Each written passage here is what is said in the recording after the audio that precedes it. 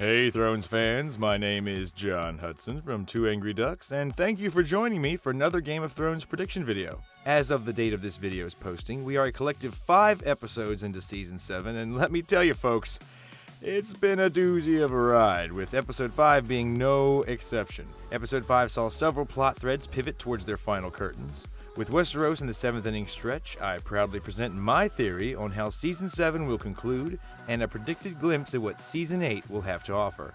Everything forthcoming has no basis in factual evidence, to my knowledge at least, and is purely speculative based on what HBO has shown us thus far. Spoilers for every season until the current episode will be abound. Without further ado, let's discuss the upcoming fate of our Song of Ice and Fire.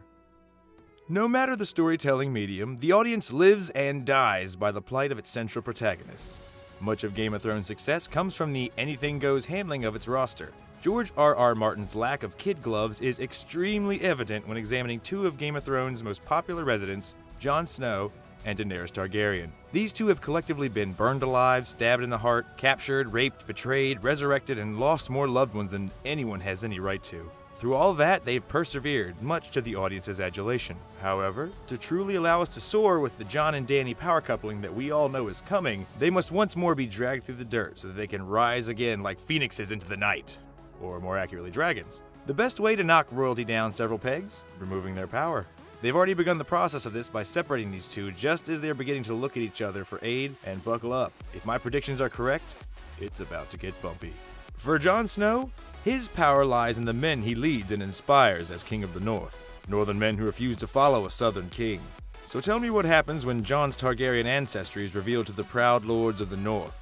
Bran, and potentially Sam, could reveal the truth at any moment, and Peter Baelish will be all too anxious to fan any flames in the Stark house. Will they follow a king who spent months at Dragonstone, the seat of his true house, while the North sits in fear of the White Walker menace? Expect Jon Snow to be unseated from power, with Sansa extra eager to pick up the reins of Winterfell and the northern houses. Daenerys Targaryen's power stems from her impressive combination of Essos combat prowess, her unsullied army, the Dothraki horde, and her 3 dragons. Already separated from her unsullied by an entire continent, Dany is now seeking peace in order to ready for battling the undead. Last time that I checked, the Dothraki were not huge advocates of peace. Dropping an army of 40,000 horse pirates into Westeros' heartland only to tell them not to pursue their life's passion? That sounds like a recipe for disaster. While fear may keep them in line for a time, how long will the Dothraki tolerate peace if Dany loses her children? We know Jon Snow and his Dirty Dozen are heading far north, and we know our heroes will face steep odds of survival as clips of being chased and surrounded are prominent in all the promotional material for Season 7. The same promotional material may also hint at how Jon Snow may survive the encounter. In one scene with Jon's back to the camera, we see several lines of fire stretched across a frozen battlefield. How would you get so much fire onto a frozen tundra so quickly? I'm expecting Dany, either realizing exactly how much she is into Jon Snow, or maybe she learns of his Targaryen blood, will ride Drogon to the rescue. Whether she's flanked by Rhaegal and Viserion makes no difference, as their fate was set episodes ago. Dany, bold and proud atop Drogon, will devastate a very flammable army of whites, saving Jon Snow and a companion or 2, but not without cost. This season has been all about Team Lannister paying their debts to the letter, using their defeats to gouge and defeat their enemies. Jaime used Robb Stark's battle strategy to take Highgarden. Cersei used poison to repay the Sand Snakes for poisoning Marcella. In the frozen north, we learn that Dany's largest weapon is about to meet the same fate as Cersei's largest weapon.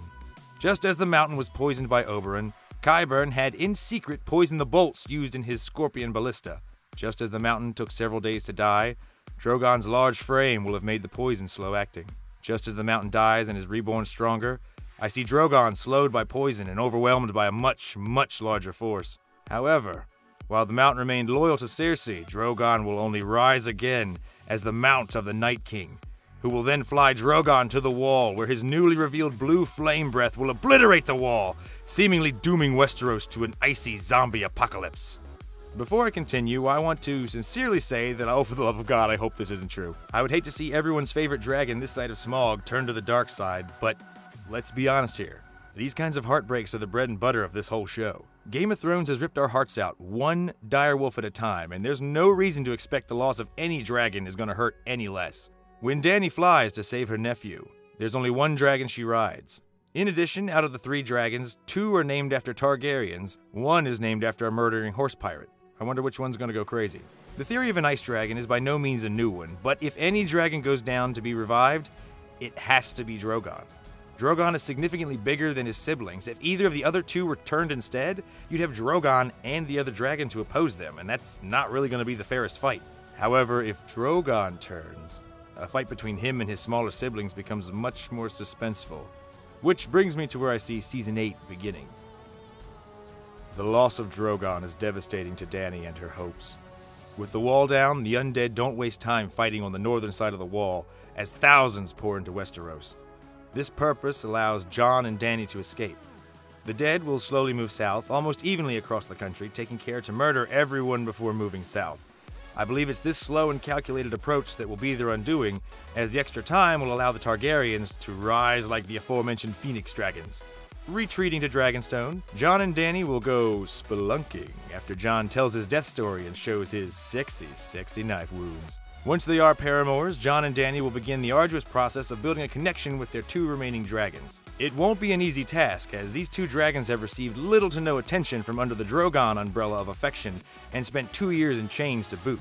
However, they will persevere, as Jon Snow and Daenerys ride Rhaegal and Viserion to battle the Night King and Drogon atop the charred remains of King's Landing in How to Train Your Dragon 3, coming out next winter. But that's a story for another day.